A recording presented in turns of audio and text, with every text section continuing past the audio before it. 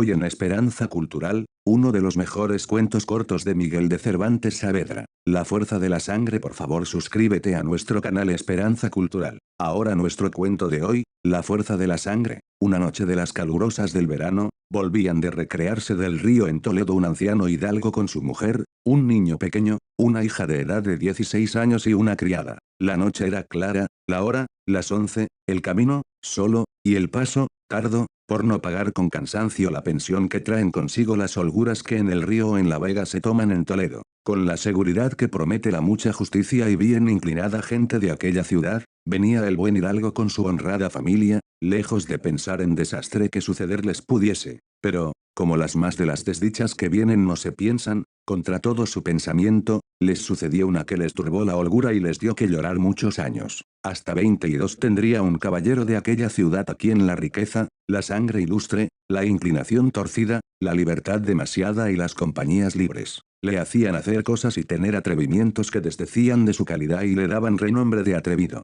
Este caballero, pues, que por ahora, por buenos respectos, encubriendo su nombre, le llamaremos con el de Rodolfo, con otros 4 amigos suyos, todos mozos, todos alegres y todos insolentes, bajaba por la misma cuesta que el hidalgo subía. Encontráronse los 2 escuadrones, el de las ovejas con el de los lobos, y, con deshonesta desenvoltura, Rodolfo y sus camaradas, cubiertos los rostros, miraron los de la madre, y de la hija y de la criada. Alborotóse el viejo y reprochóles y afeóles su atrevimiento. Ellos le respondieron con muecas y burla, y, sin desmandarse a más, pasaron adelante. Pero la mucha hermosura del rostro que había visto Rodolfo, que era el de Leocadia, que así quieren que se llamase la hija del hidalgo, comenzó de tal manera a imprimírsele en la memoria, que le llevó tras sí la voluntad y despertó en él un deseo de gozarla a pesar de todos los inconvenientes que sucederle pudiesen, y en un instante comunicó su pensamiento con sus camaradas, y en otro instante se resolvieron de volver y robarla, por dar gusto a Rodolfo,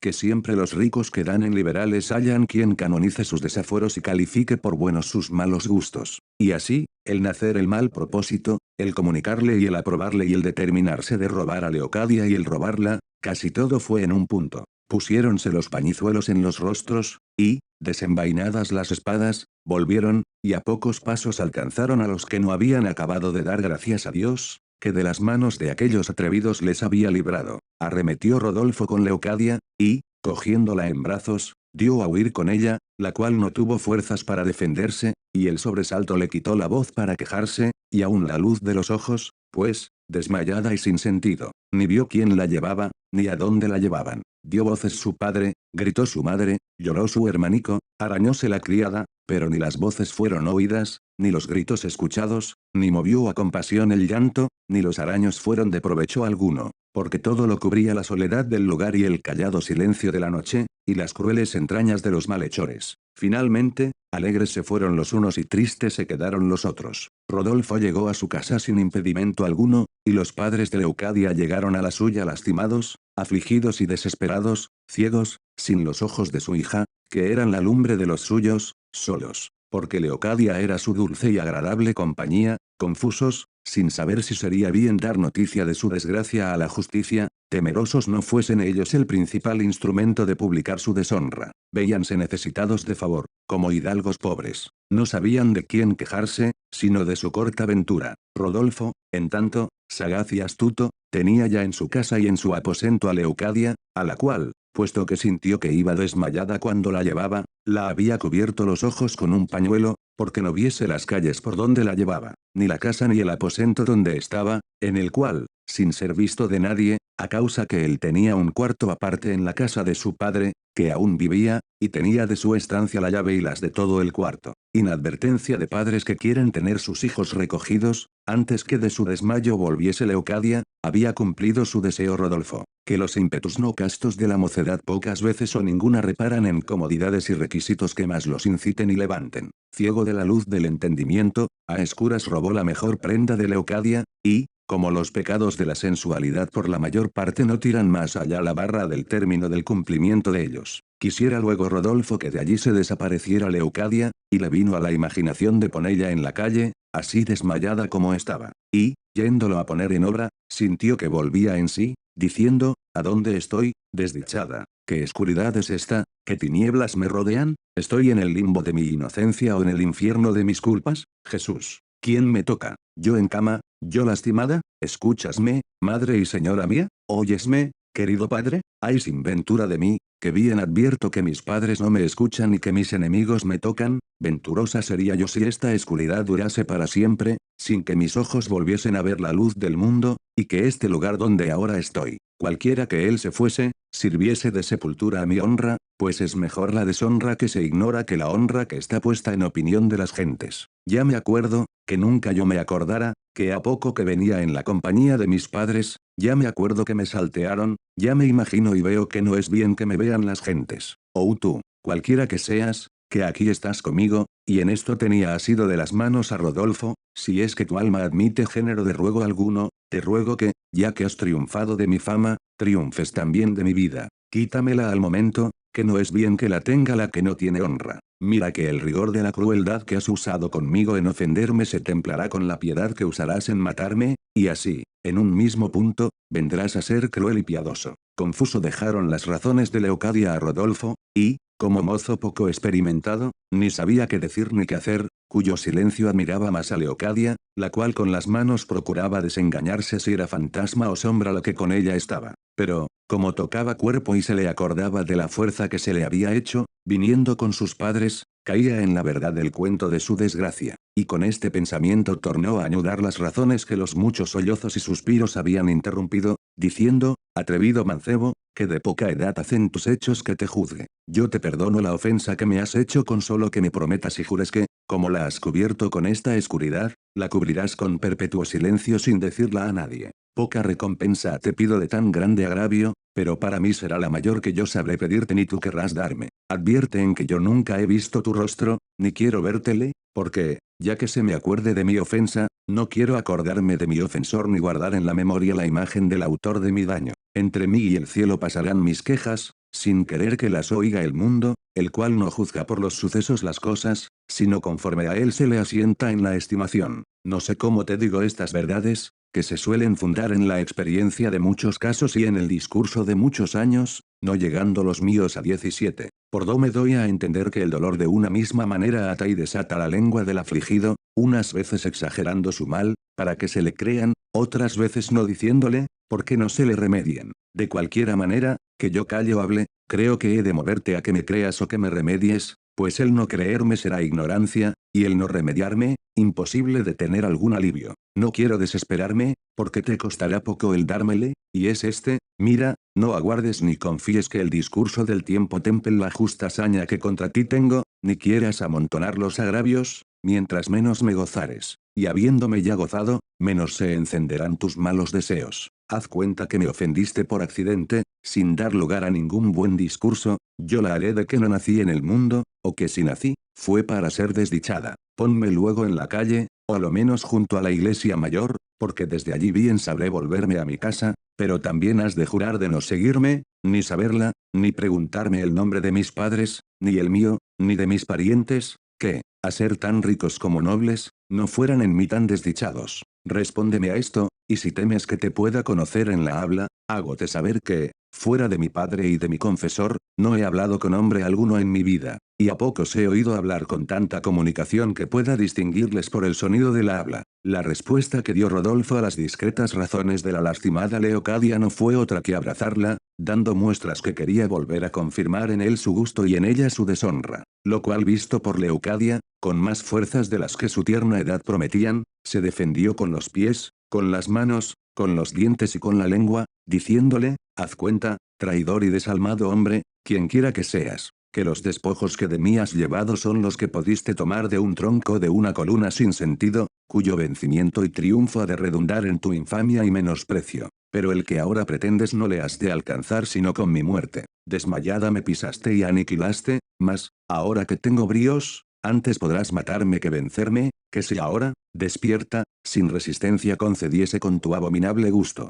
podrías imaginar que mi desmayo fue fingido cuando te atreviste a destruirme. Finalmente, tan gallarda y porfiadamente se resistió Leocadia, que las fuerzas y los deseos de Rodolfo se enflaquecieron, y, como la insolencia que con Leucadia había usado no tuvo otro principio que de un ímpetu lascivo, del cual nunca nace el verdadero amor, que permanece, en lugar del ímpetu, que se pasa, queda, sino el arrepentimiento, a lo menos una tibia voluntad de segundalle. Frío, pues, y cansado Rodolfo, sin hablar palabra alguna, dejó a Leucadia en su cama y en su casa, y, cerrando el aposento, se fue a buscar a sus camaradas para aconsejarse con ellos de lo que hacer debía. Sintió Leucadia que quedaba sola y encerrada, y, levantándose del lecho, anduvo todo el aposento, tentando las paredes con las manos, por ver si hallaba puerta por do irse o ventana por do arrojarse. Halló la puerta, pero bien cerrada, y topó una ventana que pudo abrir, por donde entró el resplandor de la luna, tan claro, que pudo distinguir Leucadia las colores de unos damascos que el aposento adornaban. Vio que era dorada la cama, y tan ricamente compuesta que más parecía lecho de príncipe que de algún particular caballero. Contó las sillas y los escritorios, notó la parte donde la puerta estaba, y, aunque vio pendientes de las paredes algunas tablas, no pudo alcanzar a ver las pinturas que contenían. La ventana era grande, guarnecida y guardada de una gruesa reja, la vista caía a un jardín que también se cerraba con paredes altas, dificultades que se opusieron a la intención que de arrojarse a la calle tenía. Todo lo que vio y notó de la capacidad y ricos adornos de aquella estancia le dio a entender que el dueño de ella debía de ser hombre principal y rico, y no como quiera, sino aventajadamente. En un escritorio, que estaba junto a la ventana, vio un crucifijo pequeño, todo de plata, el cual tomó y se le puso en la manga de la ropa, no por devoción ni por hurto, sino llevada de un discreto designio suyo. Hecho esto, cerró la ventana como antes estaba y volvióse al lecho, esperando qué fin tendría el mal principio de su suceso. No habría pasado, a su parecer,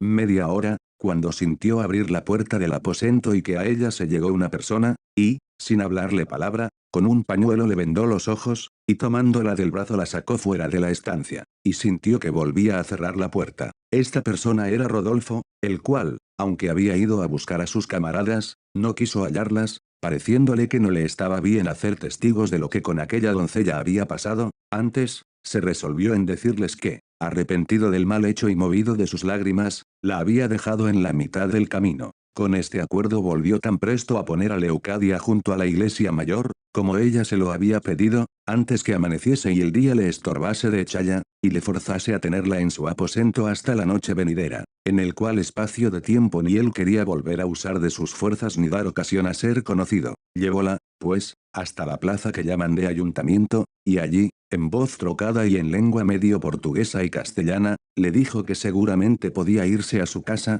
porque de nadie sería seguida, y, antes que ella tuviese lugar de quitarse el pañuelo, ya él se había puesto en parte donde no pudiese ser visto. Quedó sola Leucadia, quitóse la venda, reconoció el lugar donde la dejaron, miró a todas partes, no vio a persona, pero, sospechosa que desde lejos la siguiesen, a cada paso se detenía, dándolos hacia su casa, que no muy lejos de allí estaba, y, por desmentir las espías, si acaso la seguían, se entró en una casa que halló abierta, y de allí a poco se fue a la suya, donde halló a sus padres atónitos y sin desnudarse, y aún sin tener pensamiento de tomar descanso alguno. Cuando la vieron, corrieron a ella con brazos abiertos, y con lágrimas en los ojos la recibieron. Leucadia, llena de sobresalto y alboroto, hizo a sus padres que se tirasen con ella aparte, como lo hicieron, y allí, en breves palabras, les dio cuenta de todo su desastrado suceso, con todas las circunstancias de él y de la ninguna noticia que traía del salteador y robador de su honra. Díjoles lo que había visto en el teatro donde se representó la tragedia de su desventura, la ventana, el jardín, la reja, los escritorios, la cama, los damascos, y a lo último les mostró el crucifijo que había traído, ante cuya imagen se renovaron las lágrimas, se hicieron deprecaciones, se pidieron venganzas y desearon milagrosos castigos. Dijo ansimismo que, aunque ella no deseaba venir en conocimiento de su ofensor, que si a sus padres les parecía ser bien conocelle, que por medio de aquella imagen podrían, haciendo que los sacristanes dijesen en los púlpitos de todas las parroquias de la ciudad, que el que hubiese perdido tal imagen la hallaría en poder del religioso que ellos señalasen, y que ansí, sabiendo el dueño de la imagen, se sabría la casa y aún la persona de su enemigo. A esto replicó el padre, bien habías dicho, hija, si la malicia ordinaria no se opusiera a tu discreto discurso, pues está claro que esta imagen hoy, en este día, se ha de echar menos en el aposento que dices, y el dueño de ella ha de tener por cierto que la persona que con él estuvo se la llevó, y, de llegar a su noticia que la tiene algún religioso, antes ha de servir de conocer quién se la dio al tal que la tiene, que no de declarar el dueño que la perdió, porque puede hacer que venga por ella otro a quien el dueño haya dado las señas. Y, siendo esto ansí, antes quedaremos confusos que informados, puesto que podamos usar del mismo artificio que sospechamos, dándola al religioso por tercera persona. Lo que has de hacer, hija, es guardarla y encomendarte a ella, que, pues ella fue testigo de tu desgracia, permitirá que haya juez que vuelva por tu justicia. Y advierte, hija, que más lástima una onza de deshonra pública que una arroba de infamia secreta. Y, pues puedes vivir honrada con Dios en público, no te pene de estar deshonrada contigo en secreto, la verdadera deshonra está en el pecado, y la verdadera honra en la virtud, con el dicho, con el deseo y con la obra se ofende a Dios, y, pues tú, ni en dicho, ni en pensamiento, ni en hecho le has ofendido, tente por honrada, que yo por tal te tendré, sin que jamás te mire sino como verdadero padre tuyo. Con estas prudentes razones consoló su padre a Leucadia, y, abrazándola de nuevo su madre, procuró también consolarla. Ella gimió y lloró de nuevo, y se redujo a cubrir la cabeza, como dicen, y a vivir recogidamente debajo del amparo de sus padres, con vestido tan honesto como pobre. Rodolfo, en tanto, vuelto a su casa, echando menos la imagen del crucifijo, imaginó quién podía haberla llevado, pero no se le dio nada, y, como rico, no hizo cuenta de ello, ni sus padres se la pidieron cuando de allí a 3 días, que él se partió a Italia, entregó por cuenta a una camarera de su madre todo lo que en el aposento dejaba. Muchos días había que tenía Rodolfo determinado de pasar a Italia, y su padre, que había estado en ella, se lo persuadía, diciéndole que no eran caballeros los que solamente lo eran en su patria, que era menester serlo también en las ajenas. Por estas y otras razones, se dispuso la voluntad de Rodolfo de cumplir la de su padre, el cual le dio crédito de muchos dineros para Barcelona, Génova, Roma y Nápoles, y él, con 2 de sus camaradas, se partió luego,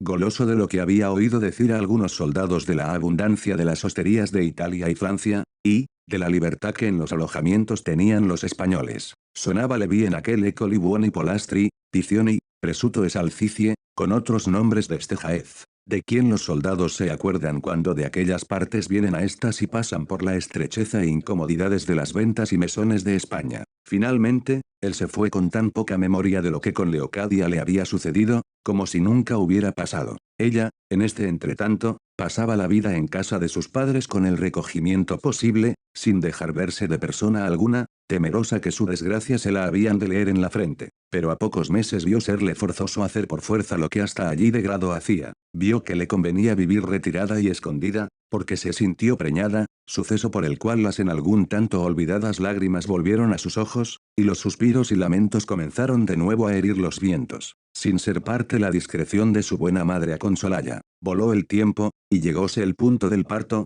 y con tanto secreto, que aún no se osó fiar de la partera, usurpando este oficio la madre, dio a la luz del mundo un niño de los hermosos que pudieran imaginarse. Con el mismo recato y secreto que había nacido, le llevaron a una aldea, donde se crió 4 años, al cabo de los cuales, con nombre de sobrino, le trujo su abuela a su casa, donde se criaba, si no muy rica, a lo menos muy virtuosamente. Era el niño, a quien pusieron nombre Luis, por llamarse así su abuelo, de rostro hermoso, de condición mansa, de ingenio agudo, y, en todas las acciones que en aquella edad tierna podía hacer, daba señales de ser de algún noble padre engendrado, y de tal manera su gracia, belleza y discreción enamoraron a sus abuelos, que vinieron a tener por dicha la desdicha de su hija por haberles dado tal nieto. Cuando iba por la calle, llovían sobre él millares de bendiciones, unos bendecían su hermosura, otros la madre que lo había parido, estos el padre que le engendró, aquellos a quien tan bien criado le criaba. Con este aplauso de los que le conocían y no conocían,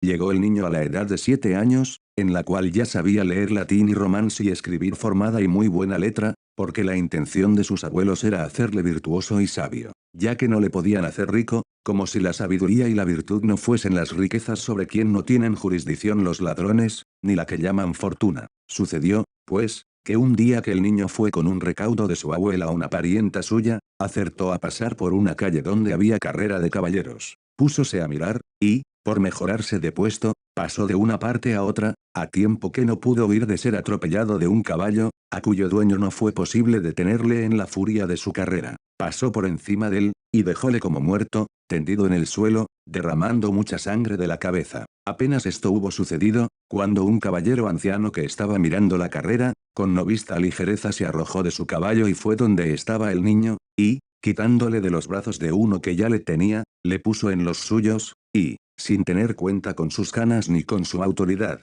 que era mucha, a paso largo se fue a su casa, ordenando a sus criados que le dejasen y fuesen a buscar un cirujano que al niño curase. Muchos caballeros le siguieron, lastimados de la desgracia de tan hermoso niño, porque luego salió la voz que el atropellado era Luisico, el sobrino del tal caballero, nombrando a su abuelo. Esta voz corrió de boca en boca hasta que llegó a los oídos de sus abuelos y de su encubierta madre, los cuales, certificados bien del caso, como desatinados y locos, salieron a buscar a su querido. Y por ser tan conocido y tan principal el caballero que le había llevado, muchos de los que encontraron les dijeron su casa, a la cual llegaron a tiempo que ya estaba el niño en poder del cirujano. El caballero y su mujer, dueños de la casa, pidieron a los que pensaron ser sus padres que no llorasen ni alzasen la voz a quejarse, porque no le sería al niño de ningún provecho. El cirujano, que era famoso, habiéndole curado con grandísimo tiento y maestría, dijo que no era tan mortal la herida como él al principio había temido. En la mitad de la cura volvió Luis a su acuerdo, que hasta allí había estado sin él, y alegróse en ver a sus tíos, los cuales le preguntaron llorando que cómo se sentía. Respondió que bueno, sino que le dolía mucho el cuerpo y la cabeza. Mandó el médico que no hablasen con él, sino que le dejasen reposar. Hízose ansí, y su abuelo comenzó a agradecer al señor de la casa la gran caridad que con su sobrino había usado. A lo cual respondió el caballero que no tenía que agradecerle, porque le hacía saber que, cuando vio al niño caído y atropellado, le pareció que había visto el rostro de un hijo suyo, a quien él quería tiernamente, y que esto le movió a tomarle en sus brazos y traerle a su casa, donde estaría todo el tiempo que la cura durase, con el regalo que fuese posible e innecesario. Su mujer, que era una noble señora, dijo lo mismo y hizo aún más encarecidas promesas. Admirados quedaron de tanta cristiandad los abuelos, pero la madre quedó más admirada, porque, habiendo con las nuevas del cirujano sosegádose algún tanto su alborotado espíritu, miró atentamente el aposento donde su hijo estaba, y claramente, por muchas señales, conoció que aquella era la estancia donde se había dado fin a su honra y principio a su desventura, y, aunque no estaba adornada de los damascos que entonces tenía, conoció la disposición de ella. Vio la ventana de la reja que caía al jardín, y, por estar cerrada a causa del herido, preguntó si aquella ventana respondía a algún jardín, y fuele respondido que sí. Pero lo que más conoció fue que aquella era la misma cama que tenía por tumba de su sepultura, y más, que el propio escritorio, sobre el cual estaba la imagen que había traído, se estaba en el mismo lugar. Finalmente, sacaron a luz la verdad de todas sus sospechas los escalones, que ella había contado cuando la sacaron del aposento tapados los ojos, digo los escalones que había desde allí a la calle, que con advertencia discreta contó. Y, cuando volvió a su casa, dejando a su hijo, los volvió a contar y halló cabal el número, y, confiriendo unas señales con otras, de todo punto certificó por verdadera su imaginación, de la cual dio por extenso cuenta a su madre, que, como discreta, se informó si el caballero donde su nieto estaba había tenido o tenía algún hijo, y halló que el que llamamos Rodolfo lo era, y que estaba en Italia, y, tanteando el tiempo que le dijeron que había faltado de España, vio que eran los mismos 7 años que el nieto tenía. Dio aviso de todo esto a su marido, y entre los dos y su hija acordaron de esperar lo que Dios hacía del herido, el cual dentro de 15 días estuvo fuera de peligro y a los 30 se levantó, en todo el cual tiempo fue visitado de la madre y de la abuela, y regalado de los dueños de la casa como si fuera su mismo hijo, y algunas veces, hablando con Leucadia doña Estefanía, que así se llamaba la mujer del caballero, le decía que aquel niño parecía tanto a un hijo suyo que estaba en Italia, que ninguna vez le miraba que no le pareciese ver a su hijo delante. De estas razones tomó ocasión de decirle una vez, que se halló sola con ella, las que con acuerdo de sus padres había determinado de decirle, que fueron estas o otras semejantes, el día, señora, que mis padres oyeron decir que su sobrino estaba tan mal parado, creyeron y pensaron que se les había cerrado el cielo y caído todo el mundo a cuestas. Imaginaron que ya les faltaba la alumbre de sus ojos y el báculo de su vejez, faltándoles este sobrino, a quien ellos quieren con amor de tal manera, que con muchas ventajas excede al que suelen tener otros padres a sus hijos. Mas, como decirse suele, que cuando Dios da la llaga da la medicina, la halló el niño en esta casa, y yo en ella el acuerdo de unas memorias que no las podré olvidar mientras la vida me durare. Yo, señora, soy noble porque mis padres lo son y lo han sido todos mis antepasados, que, con una medianía de los bienes de fortuna, han sustentado su honra felizmente donde quiera que han vivido. Admirada y suspensa estaba doña Estefanía, escuchando las razones de Leocadia, y no podía creer, aunque lo veía, que tanta discreción pudiese encerrarse en tan pocos años, puesto que, a su parecer, la juzgaba por de 20, poco más a menos, y, sin decirle ni replicarle palabra, esperó todas las que quiso decirle, que fueron aquellas que bastaron para contarle la travesura de su hijo, la deshonra suya, el robo, el cubrirle los ojos, el traerla a aquel aposento, las señales en que había conocido ser aquel mismo que sospechaba, para cuya confirmación sacó del pecho la imagen del crucifijo que había llevado, a quien dijo, tú, señor, que fuiste testigo de la fuerza que se me hizo, sé juez de la enmienda que se me debe hacer. De encima de aquel escritorio te llevé con propósito de acordarte siempre mi agravio, no para pedirte venganza de él, que no la pretendo, sino para rogarte me dieses algún consuelo con que llevar en paciencia mi desgracia a este niño, señora, con quien habéis mostrado el extremo de vuestra caridad, es vuestro verdadero nieto. Permisión fue del cielo el haberle atropellado, para que, trayéndole a vuestra casa, hallase yo en ella, como espero que he de hallar, sino el remedio que mejor convenga, y cuando no con mi desventura, a lo menos el medio con que pueda sobrellevalla. Diciendo esto, abrazada con el crucifijo, cayó desmayada en los brazos de Estefanía, la cual, en fin, como mujer y noble, en quien la compasión y misericordia suele ser tan natural como la crueldad en el hombre,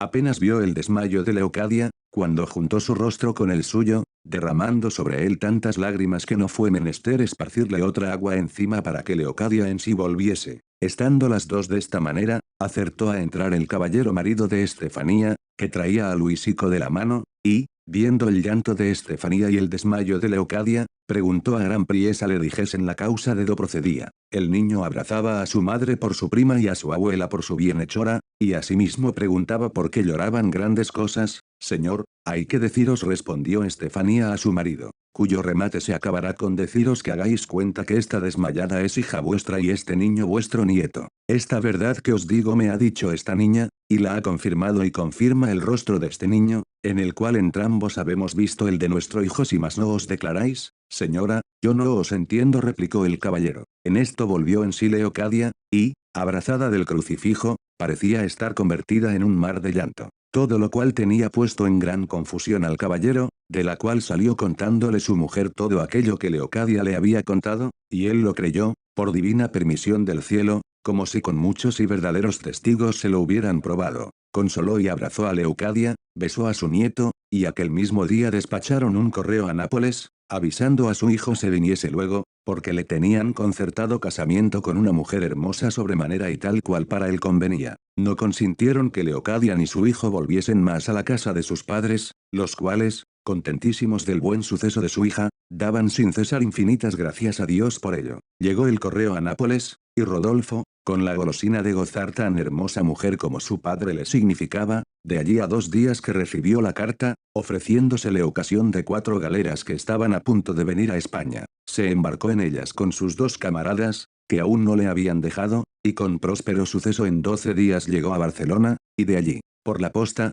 en otros 7 se puso en Toledo y entró en casa de su padre, tan galán y tan bizarro, que los extremos de la gala y de la bizarría estaban en él todos juntos. Alegráronse sus padres con la salud y bienvenida de su hijo. Suspendióse Leocadia, que de parte escondida le miraba, por no salir de la traza y orden que doña Estefanía le había dado. Las camaradas de Rodolfo quisieran irse a sus casas luego, pero no lo consintió Estefanía por haberlos menester para su designio. Estaba cerca la noche cuando Rodolfo llegó, y, en tanto que se aderezaba la cena, Estefanía llamó aparte las camaradas de su hijo, creyendo, sin duda alguna, que ellos debían de ser los 2 de los 3 que Leocadia había dicho que iban con Rodolfo la noche que la robaron, y con grandes ruegos les pidió le dijesen si se acordaban que su hijo había robado a una mujer tal noche, tanto años había, porque el saber la verdad esto importaba la honra y el sosiego de todos sus parientes, y con tales y tantos encarecimientos se lo supo rogar, y de tal manera les asegurar que de descubrir este robo no les podía suceder daño alguno, que ellos tuvieron por bien de confesar ser verdad que una noche de verano, yendo ellos 2 y otro amigo con Rodolfo, robaron en la misma que ella señalaba a una muchacha, y que Rodolfo se había venido con ella, mientras ellos detenían a la gente de su familia, que con voces la querían defender, y que otro día les había dicho Rodolfo que la había llevado a su casa, y solo esto era lo que podían responder a lo que les preguntaban. La confesión de estos dos fue echar la llave a todas las dudas que en tal caso le podían ofrecer, y así, determinó de llevar al cabo su buen pensamiento, que fue este: poco antes que se sentasen a cenar, se entró en un aposento a solas su madre con Rodolfo, y, poniéndole un retrato en las manos, le dijo: yo quiero, Rodolfo hijo, darte una gustosa cena con mostrarte a tu esposa, este es su verdadero retrato. Pero quiero te advertir que lo que le falta de belleza le sobra de virtud, es noble y discreta y medianamente rica, y, pues tu padre y yo te la hemos escogido, asegúrate que es la que te conviene. Atentamente miró Rodolfo el retrato, y dijo: si los pintores, que ordinariamente suelen ser pródigos de la hermosura con los rostros que retratan, lo han sido también con este, sin duda creo que el original debe de ser la misma fealdad. A la fe, señora y madre mía, justo es y bueno que los hijos obedezcan a sus padres en cuanto les mandaren, pero también es conveniente, y mejor, que los padres den a sus hijos el estado de que más gustaren. Y, pues el del matrimonio es nudo que no le desata sino la muerte, bien será que sus lazos sean iguales y de unos mismos hilos fabricados. La virtud, la nobleza, la discreción y los bienes de la fortuna bien pueden alegrar el entendimiento de aquel a quien le cupieron en suerte con su esposa, pero que la fealdad ella alegre los ojos del esposo, paréceme imposible. Mozo soy, pero bien se me entiende que se compadece con el sacramento del matrimonio el justo y debido deleite que los casados gozan, y que si él falta, cojea el matrimonio y desdice de su segunda intención. Pues pensar que un rostro feo, que se ha de tener a todas horas delante de los ojos, en la sala, en la mesa y en la cama, pueda deleitar, otra vez digo que lo tengo por casi imposible. Por vida de vuesa merced, madre mía, que me dé compañera que me entretenga y no enfade, porque, sin torcer a una o a otra parte, igualmente y por camino derecho llevemos ambos a dos el yugo donde el cielo nos pusiere. Si esta señora es noble, discreta y rica, como vuesa merced dice, no le faltará esposo que sea de diferente humor que el mío. Unos hay que buscan nobleza, otros discreción, otros dineros y otros hermosura, y yo soy de estos últimos. Porque la nobleza, gracias al cielo y a mis pasados y a mis padres, que me la dejaron por herencia, discreción, como una mujer no sea necia, tonta o boba, bástale que ni por aguda despunte ni por boba no aproveche, de las riquezas. También las de mis padres me hacen no estar temeroso de venir a ser pobre. La hermosura busco, la belleza quiero, no con otra dote que con la de la honestidad y buenas costumbres, que si esto trae mi esposa, yo serviré a Dios con gusto y daré buena vejez a mis padres. Contentísima quedó su madre de las razones de Rodolfo, por haber conocido por ellas que iba saliendo bien con su designio. Respondióle que ella procuraría casarle conforme su deseo, que no tuviese pena alguna, que era fácil deshacerse los conciertos que de casarle con aquella señora estaban hechos. Agradecióselo Rodolfo, y, por ser llegada la hora de cenar, se fueron a la mesa. Y, habiéndose ya sentado a ella el padre y la madre, Rodolfo y sus dos camaradas, dijo doña Estefanía al descuido: pecadora de mí, y qué bien que trato a mi huéspeda. Andavos dijo a un criado, decid a la señora doña Leucadia que, sin entrar en cuentas con su mucha honestidad, nos venga a honrar esta mesa, que los que a ella están todos son mis hijos y sus servidores. Todo esto era traza suya, y de todo lo que había de hacer estaba avisada y advertida Leucadia. Poco tardó en salir Leucadia y dar de sí la improvisa y más hermosa muestra que pudo dar jamás compuesta y natural hermosura. Venía vestida, por ser invierno, de una saya entera de terciopelo negro, llovida de botones de oro y perlas, cintura y collar de diamantes. Sus mismos cabellos, que eran luengos y no demasiadamente rubios, le servían de adorno y tocas, cuya invención de lazos y rizos y vislumbres de diamantes que con ella se entretejían, turbaban la luz de los ojos que los miraban. Era Leucadia de gentil disposición y brío, traía de la mano a su hijo, y delante de ella venían dos doncellas, alumbrándola con dos velas de cera en dos candeleros de plata. Levantáronse todos a hacer la reverencia, como si fuera alguna cosa del cielo que allí milagrosamente se había aparecido. Ninguno de los que allí estaban embebecidos mirándola parece que, de atónitos, no acertaron a decirle palabra. Leocadia, con airosa gracia y discreta crianza, se humilló a todos, y, tomándola de la mano Estefanía la sentó junto a sí, frontero de Rodolfo. Al niño sentaron junto a su abuelo. Rodolfo, que desde más cerca miraba la incomparable belleza de Leocadia, decía entre sí: si la mitad de esta hermosura tuviera la que mi madre me tiene escogida por esposa, tuviérame yo por el más dichoso hombre del mundo. Válame Dios. ¿qué es esto que veo? ¿Es por ventura algún ángel humano del que estoy mirando? Y en esto, se le iba entrando por los ojos a tomar posesión de su alma la hermosa imagen de Leocadia, la cual, en tanto que la cena venía, viendo también tan cerca de sí al que ya quería más que a la luz de los ojos, con que alguna vez a hurto le miraba, comenzó a revolver en su imaginación lo que con Rodolfo había pasado. Comenzaron a enflaquecerse en su alma las esperanzas que de ser su esposo su madre le había dado, temiendo que a la cortedad de su ventura habían de corresponder las promesas de su madre. Consideraba cuán cerca estaba de ser dichosa o sin dicha para siempre, y fue la consideración tan intensa y los pensamientos tan revueltos, que le apretaron el corazón de manera que comenzó a sudar y a perderse de color en un punto, sobreviniéndole un desmayo que le forzó a reclinar la cabeza en los brazos de doña Estefanía, que, como ansí la vio, con turbación la recibió en ellos. Sobresaltáronse todos, y, dejando la mesa,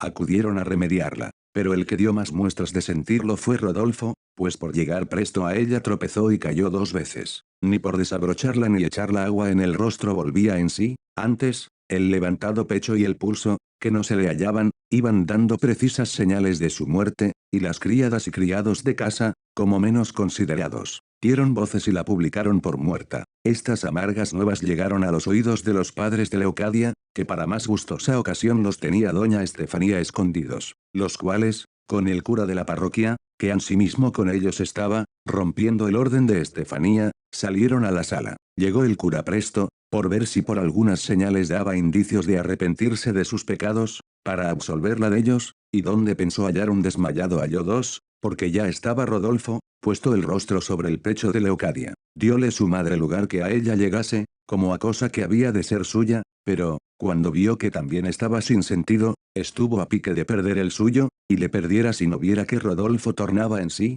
como volvió, corrido de que le hubiesen visto hacer tan extremados extremos. Pero su madre, casi como adivina de lo que su hijo sentía, le dijo, no te corras, hijo, de los extremos que has hecho, sino córrete de los que no hicieres cuando sepas lo que no quiero tenerte más encubierto, puesto que pensaba dejarlo hasta más alegre coyuntura. Has de saber, hijo de mi alma, que esta desmayada que en los brazos tengo es tu verdadera esposa, llamo verdadera porque yo y tu padre te la teníamos escogida, que la del retrato es falsa. Cuando esto oí o Rodolfo, llevado de su amoroso y encendido deseo, y quitándole el nombre de esposo todos los estorbos que la honestidad y decencia del lugar le podían poner, se abalanzó al rostro de Leocadia, y, juntando su boca con la de ella, estaba como esperando que se le saliese el alma para darle acogida en la suya. Pero, cuando más las lágrimas de todos por lástima crecían, y por dolor las voces se aumentaban, y los cabellos y barbas de la madre y padre de Leocadia arrancados venían a menos, y los gritos de su hijo penetraban los cielos, volvió en sí Leocadia,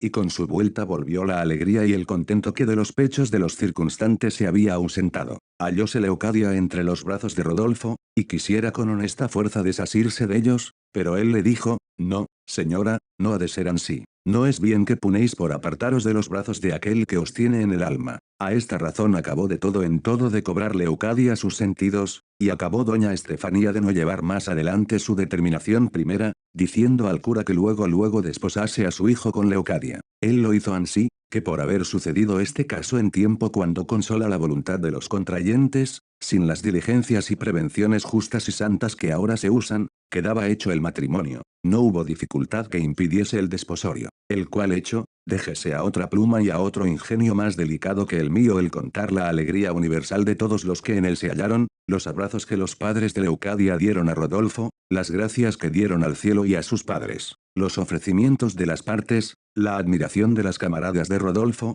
que tan impensadamente vieron la misma noche de su llegada tan hermoso desposorio, y más cuando supieron, por contarlo delante de todos doña Estefanía, que Leocadia era la doncella que en su compañía su hijo había robado, de que no menos suspenso quedó Rodolfo, y, por certificarse más de aquella verdad, preguntó a Leocadia le dijese alguna señal por donde viniese en conocimiento entero de lo que no dudaba, por parecerles que sus padres lo tendrían bien averiguado. Ella respondió, cuando yo recordé y volví en mí de otro desmayo, me hallé, señor, en vuestros brazos sin honra, pero yo lo doy por bien empleado, pues, al volver del que ahora he tenido, ansimismo me hallé en los brazos de entonces, pero honrada, y si esta señal no basta, baste la de una imagen de un crucifijo que nadie os la pudo hurtar sino yo, Si es que por la mañana le echastes menos y si es el mismo que tiene mi señora vos lo sois de mi alma, y lo seréis los años que Dios ordenare, bien mío. Y, abrazándola de nuevo